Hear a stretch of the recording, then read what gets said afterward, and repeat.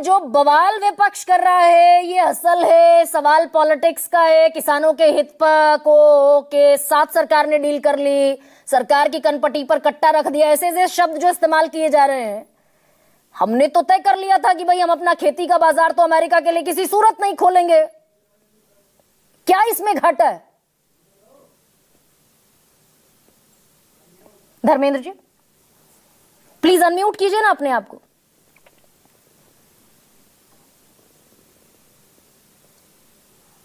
कुछ समय पहले आपको दो बयान पे ध्यान देना होगा।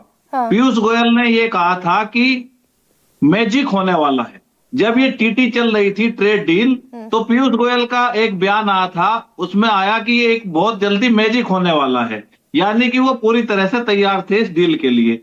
उसके तुरंत बाद प्रधानमंत्री जी का बयान आया कि हम देश के किसानों के लिए किसी के सामने नहीं झुकेंगे और हमारे देश के किसानों के हित सर्वोपरि है, और हमने डील को करने से मना कर दिया। और देश के किसानों ने उनका धन्यवाद दिया कि प्रधानमंत्री जी ने हमारे डेयरी और एग्रीकल्चर सेक्टर को बचाने के लिए जो स्टैंड लिया है उसका हम शुक्र अदा करते हैं।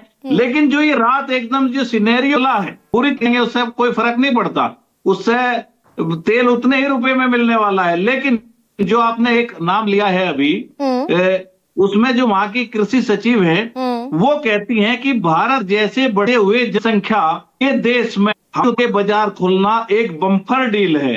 यानी कि अगर वो सब्सिडाइज उत्पाद हमारा जो एग्रीकल्चर सेक्टर है और जो डेयरी सेक्टर है, अगर वो सस्ते उत्पाद हिंदुस्तान में आएंगे तो यहाँ के किसान की बर्बादी निश्चित है। अभी नहीं, आप ही कह रहे हैं भाई 4 महीने पहले तक सरकार कह रही थी धर्मेंद्र जी, प्रधानमंत्री नरेंद्र मोदी, ये कॉम्प्रोमाइज हो गया।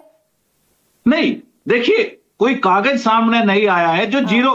देखिए मैं नहीं कह रही, आपको सुनना पड़ेगा। अमेरिका की कृषि सचिव कह रही हैं कि भारतीय, देखिए अमेरिका के जो किसान हैं, ट्रंप ने ये कहा कि मैं बताऊंगा आपको सामान कहाँ है। आप जिस मक्का के नाम पे इस देश के किसान को ऊर्जादाता बनाने की बात कही गई, अगर वो सब्सिडाइज मक्के की जब बात हुई ना, तो हिंदुस्तान में मक्के के 600 रुपए गिर गए। अभी रुकिए आप, 600 रुपए 3 महीने पहले ही मक्का खरीदना बंद कर दिया एथनॉल बनाने कंपनियों ने। कैसे सस्ता मिलने की काफी उम्मीद है। हाँ। आज मैं जो देख रहा हूं, अच्छा। दूसरी सोयाबीन की बात है। सोयाबीन को लेकर ट्रंप ने जो है चाइना पे दबाव बनाया, हिंदुस्तान पे दबाव बनाया। अब मेरा ये कहना है कि अगर डेयरी सेक्टर की बात करते हैं तो हम अपनी गाय को माता कहते हैं, और वो जो उनकी गाय है वो उनको क्या देते हैं, रक्त रंजित आहार, जो स्लाटर हाउस का बचा हुआ कूड़ा करकट होती है, एक हार्मोन्स भी तैयार किया है, वो एक जीएम हार्मोन्स भी देते हैं। उनकी गाय देती है 50 लीटर दूध,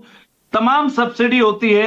उस सब्सिडाइज उत्पाद अगर हिंदुस्तान के बाजार में आया तो निश्चित रूप से जो हमारी एमएसपी की प्रणाली है, जो हमारी व्यवस्था है, नहीं मैं ये कह रहा कि ठीक है, मैं आपकी बात से सहमत हूं, आप कह रहे हैं कि नहीं होने का, मैं चाहता ही यही हूं। लेकिन जो अमेरिका की कृषि सचिव ने ट्वीट किया है, अगर आपने ये नहीं किया है तो आप एक ट्वीट करना चाहिए, किसान के साथ कोई समझौता नहीं करेंगे।